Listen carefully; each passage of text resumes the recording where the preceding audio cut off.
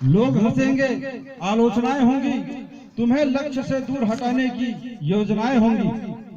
हो सकता है तुम्हारे मित्र तुम्हारे शत्रु बन जाएं, तुम्हें अपने भी तुम्हारा साथ छोड़ जाएं, पर तुम्हें नहीं डरना है, तुम्हें संघर्ष करना है।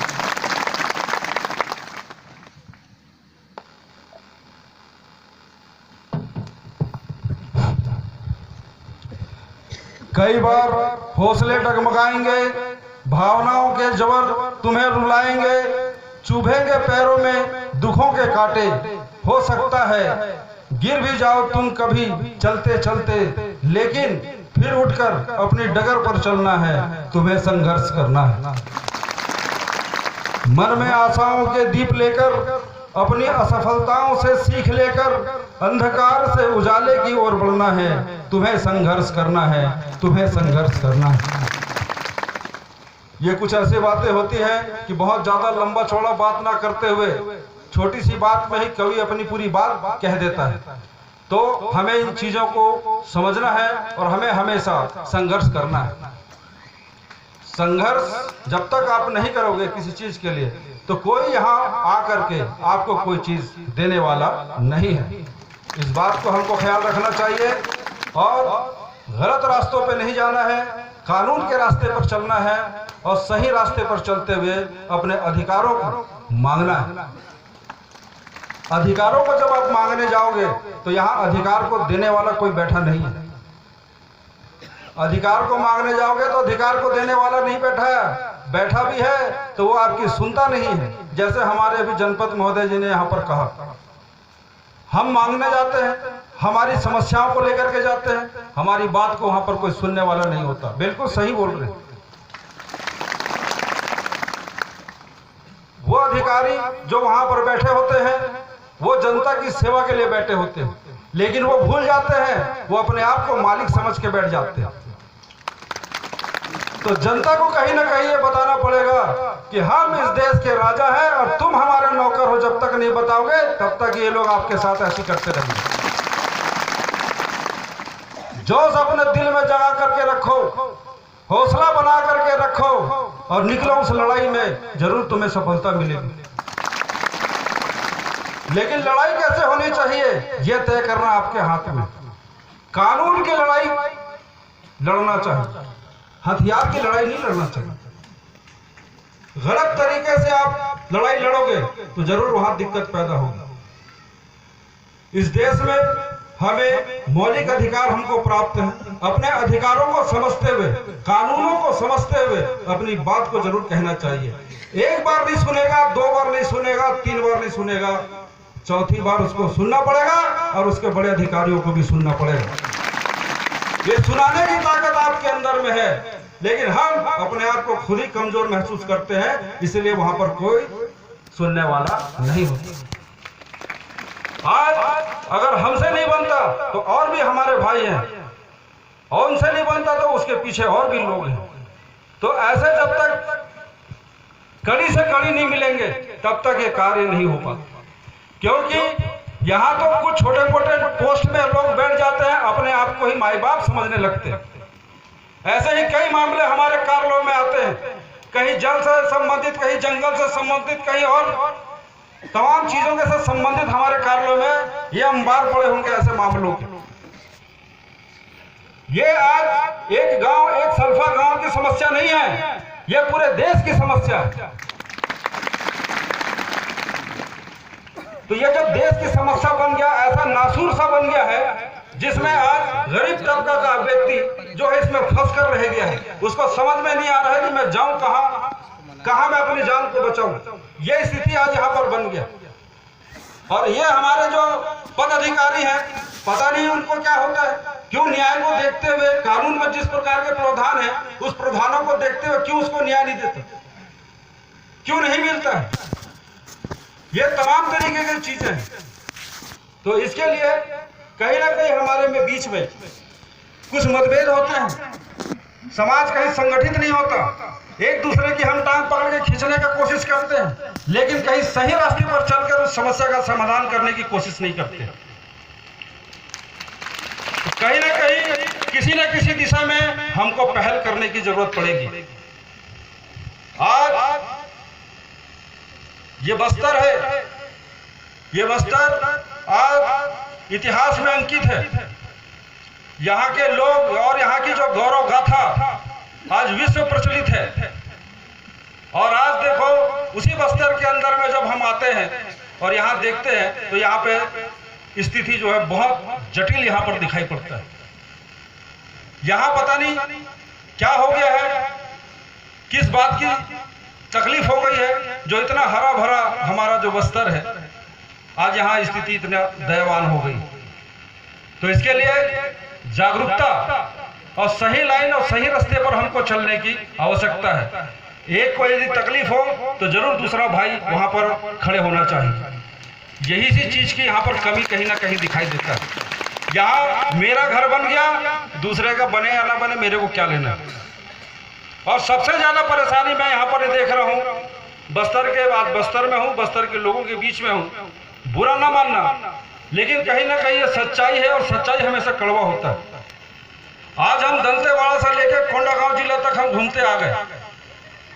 बीच बीच में हमने देखा यहाँ पर सल्फी, छींद का रस और महुआ, ये आज यहाँ के बच्चे बच्चियां, युवतियां, बुजुर्ग सब पी रहे हैं और नशे में धूत पड़े हुए। अच्छा, पी रहे हैं इसके लिए ताली बजा रहे हो या मिल रहा है इसके लिए ताली बजा रहे हो? मिल रहे हैं।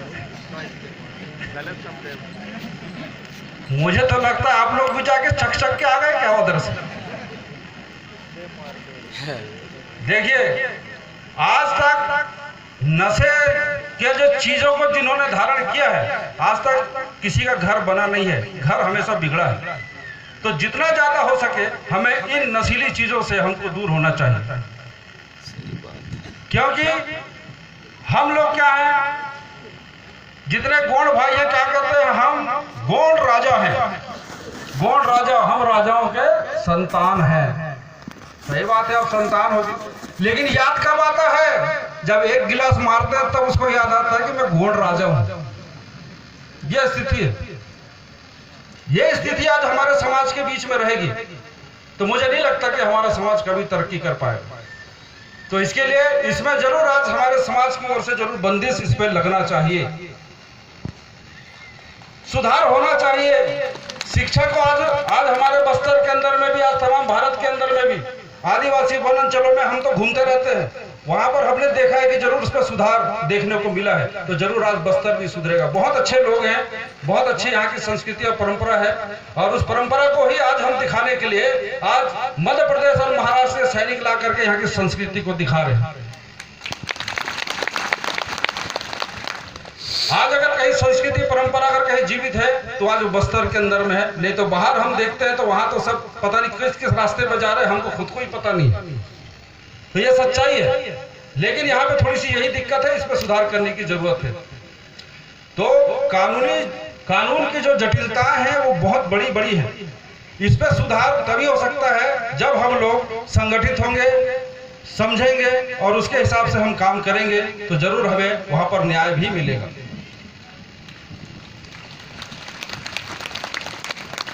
फिर मैं एक कविता की ओर आता हूं। एक कविता फिर मैं आपके सामने प्रस्तुत कर रहा हूं, कृपया ध्यानपूर्वक सुने। अभी तो सफर की शुरुआत है, अभी तो सफर की शुरुआत है, गंतव्य अभी दूर है, धीरे धीरे ही सही पर चलना जरूर है। अभी तो निकले हैं घर से, अभी तो निकले हैं घर से, अभी तो सिर्फ चलना सीखा है, अभी तो तय किया है केवल थोड़ा ही रास्ता, अभी तो जाना बहुत दूर है, धीरे धीरे ही सही पर चलना जरूर है। अभी तो छोटी छोटी बाधाओं से हुआ है सामना केवल, अभी तो तूफानों से लड़ना बाकी है, अभी तो मिली है अधूरी सफलता, पूरी जीत अभी दूर है, धीरे धीरे ही सही पर चलना जरूर है। अभी तो हवाओं के रुख को समझना सीखा है, अभी तो उड़ान भरी है छोटी सी, पूरा आसमां अभी दूर है, धीरे धीरे ही सही पर अब चलना जरूर है। अभी तो कठिन पथ पर गिरकर संभलना सीखा है, मृत्यु से कैसा भय, अभी तो जीना सीखा है, अभी तो बढ़े हैं कदम उस दिशा की ओर, लक्ष्य अभी दूर है, धीरे धीरे ही सही पर चलना जरूर है। ये जो कविता मैं बार बार सुनाने का प्रयास कर रहा हूँ, इसको समझाने की कोशिश कर रहा हूँ, तो ये इस विषय का एक चर्चा का एक विषय है कि हमको धीरे धीरे ही सही पर उस लक्ष्य की ओर हमें बढ़ते रहना चाहिए। जब हम चलते हैं तो कई प्रकार की परेशानियां हमारे जीवन में आ जाते हैं, जिसके वजह से कहीं ना कहीं हमारे कदम डगमगाने लगते हैं। तो उस डगमगाते हुए कदम को कहीं ना कहीं हमको संभालने की जरूरत है और आगे हमको बढ़ते रहने की जरूरत है। तो जब तक हम बढ़ेंगे नहीं तब तक हम कुछ चीज़ सीखेंगे नहीं और हमको सफलताएं हमको मिलेंगी नहीं। तो कंगला माझी जी की बहुत लंबी कहानी है, क्योंकि समय भी बहुत अधिक हो रहा है। माता जी को भी आपको सुनना है और आप तो सभी सैनिक गण हो, आप तो हमेशा सुनते ही रहते हो। तो हमारे जो यहाँ के ग्रामवासी गण हैं, जिस प्रकार की अभी हमारे जनपद महोदय सदस्य महोदय जी ने जो बातें यहाँ मंच के माध्यम से रखी, जरूर इस पर संगठन के द्वारा जरूर कुछ कार्य करने का प्रयास किया जाएगा और हम चाहेंगे कि इन समस्याओं का जल्द से जल्द निपटारा किया जाए।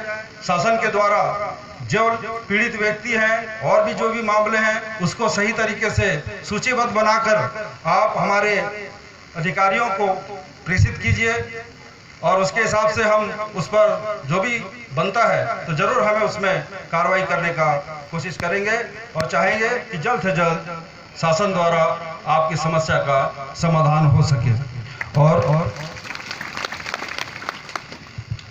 और जब यहाँ आए हैं तो मैं ये भी बता दूं, कई भाइयों को लगता होगा कि ये जो सैनिक हैं ये सिर्फ इनके बिल्ले में लिखा है गोंडवाना, तो इनको लगता है कि सिर्फ एक गोंडवाना है तो गोंडी लोग होंगे क्या, तो ऐसा नहीं है। इसमें भारत के मूल निवासी जो लोग हैं वो इस संस्था के साथ में शामिल हैं और आज अपने देश और समाज के लिए निस्वार्थ भाव से सेवा करने के लिए तत्पर हैं।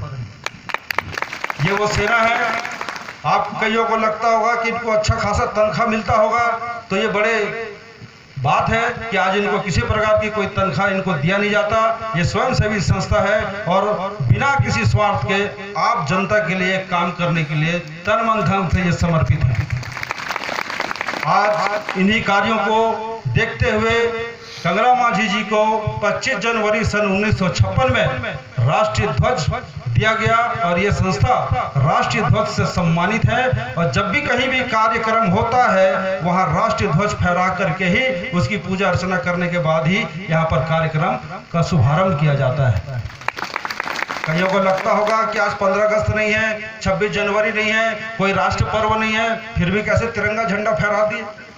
तो तिरंगा झंडा इसी काम के लिए दिया गया है कि आप जनता को, देश के लोगों को उस राष्ट्र के नीचे में जोड़िए और जोड़ करके उनके जो अधिकार हैं, उनके जो समस्याएं हैं उसको सरकार तक अवगत कराइए। ये कार्य माई सरकार को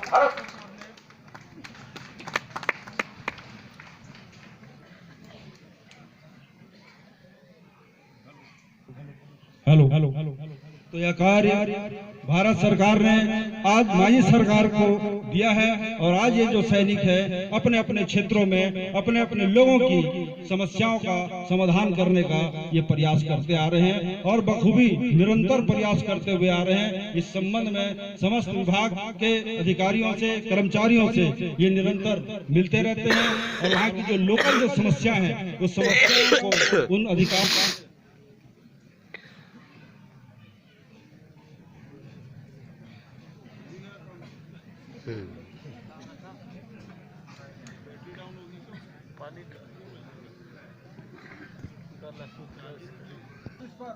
आज संबंधित विभाग से जरूर करेंगे, क्योंकि बादल भी गरज रहे हैं और मौसम भी थोड़ा खराब की स्थिति लग रहा है, इतने सारे लोग हैं, दिक्कत होगी।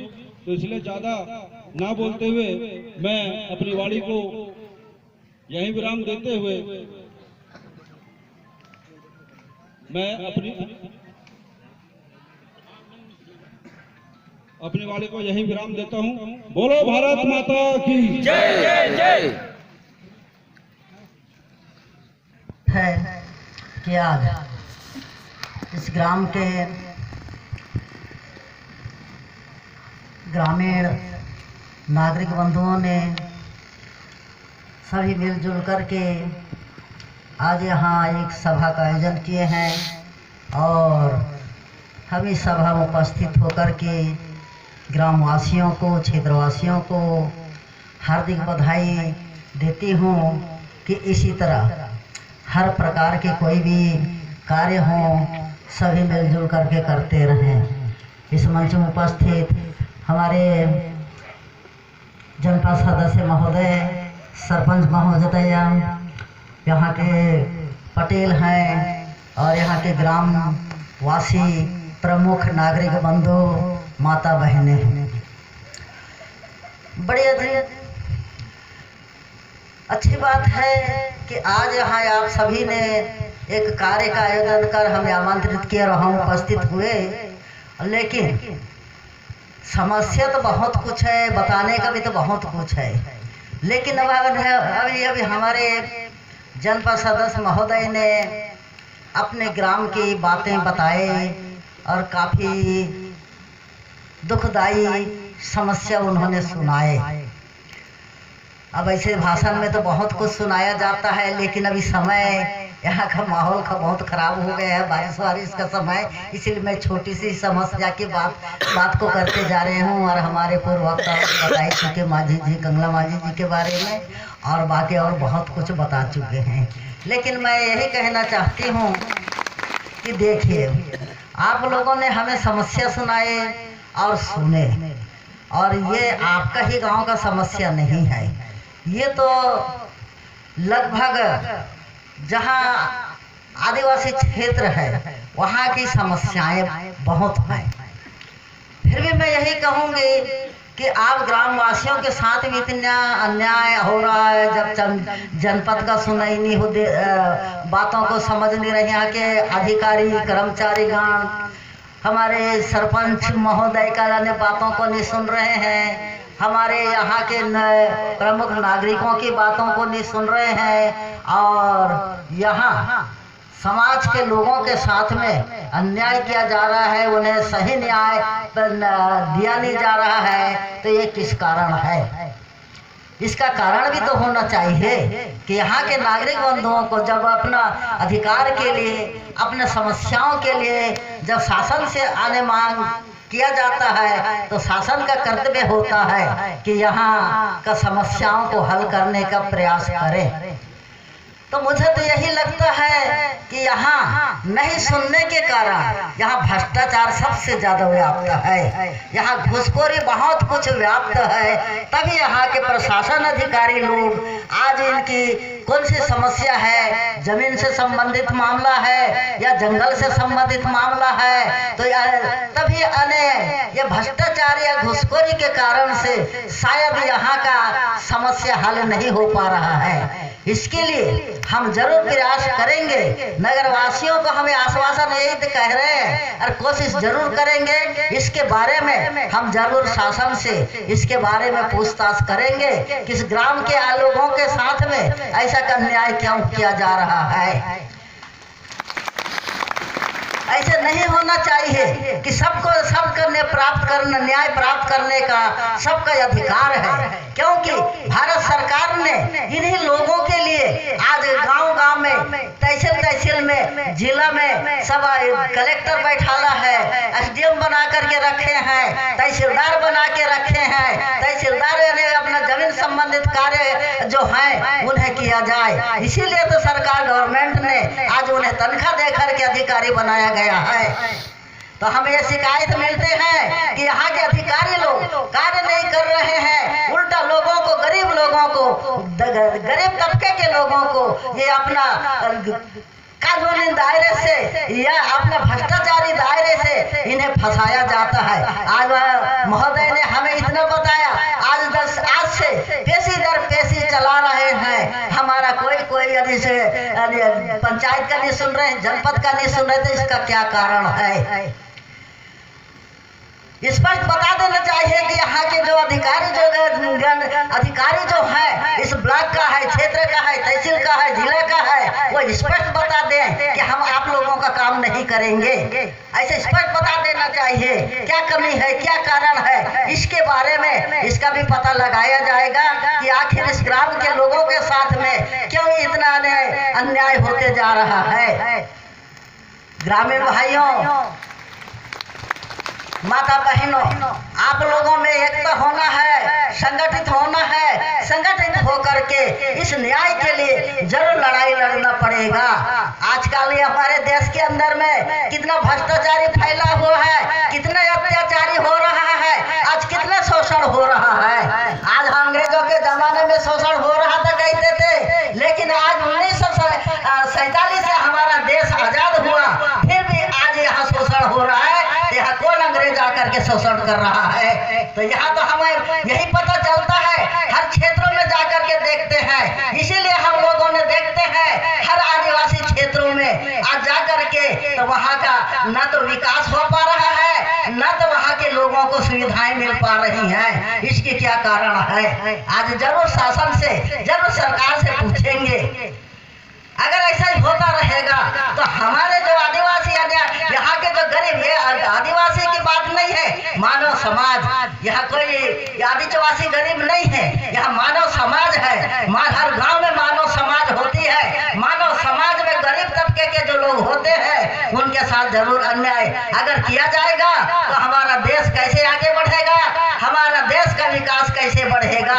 सरकार तो जो कहती है कि मैंने देश के अंदर में बहुत कुछ योजनाएं निकाल दिया, बहुत कुछ विकास योजनाएं चल रहे हैं, हर क्षेत्रों में बहुत विकास हो रहा है, और हम वास्तविकता यहाँ जब आकर के देखते हैं तो यहाँ का विकास कहाँ विकास हो रहा है। जरूर सरकार थोड़ा बहुत अपन कुछ कार्य योजनाओं को तो चलाती जरूर है, लेकिन यहाँ बीच के बिचौले होने के कारण इनका जो विकास होना है, इनके पास में जो सुविधाएं आनी थी वे सुविधाएं पहुंच नहीं पाता है। इसके क्या कारण है? इसलिए मैं प्रशासन से, शासन से भी यही कहना चाहूंगी इसी मंच के माध्यम से कि यहाँ के जो आदिवासियों के साथ जो हमारे सामने में भी सारा समस्याएं बताया गया और हमने सुने, तो ये समस्याओं का हल क्यों नहीं हो पा रहा है?